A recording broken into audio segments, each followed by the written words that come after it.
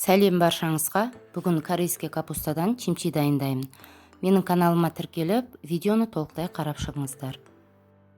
Негізі капустаны әртүрлі жолменен басуға болады, бірақ ең ішінде өзіме осы тәсіл ұнайды, бір күннің ішінде дайын болатын чимчи. Ең бірінші капустаның сыртын тазалап, жуып аламын, содан кейін осындай қылып майдалап тураймын, себебі капуста тез тұзда дайын болуы үшін.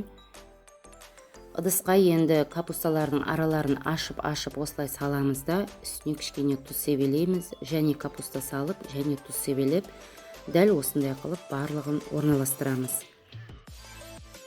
Мен бұл әдіспенен чимчи дайындайтын болсам, су құймаймын, капуста тек қана тұзға сіңіп тұрады.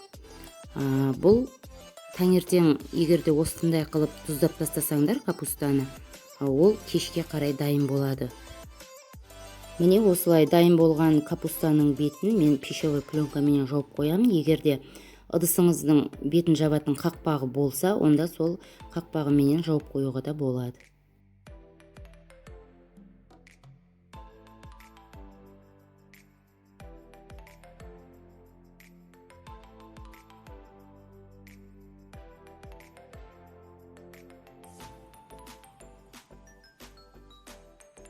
Енді капустаны бұрыштаймыз. Ыдыстағы толып тұрған капуста басылып қалған.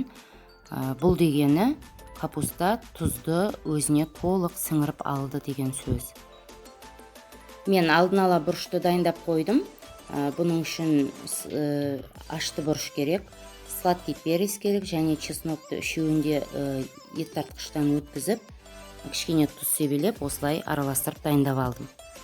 Маған чимчидің сулы болғаны ұнайды, мен сондықтан үстіне кішкене су құйдым. Бұрышын приправасын салып болғаннан кейін дәмін көреміз. Егер тұзы кем болса, онда тұз салуға болады. Міне біздің корейский чимчиіміз бір күнде дайын болды. Сіздер де осы әдіспенен чимчи бұрыштап жасап көріңіздер.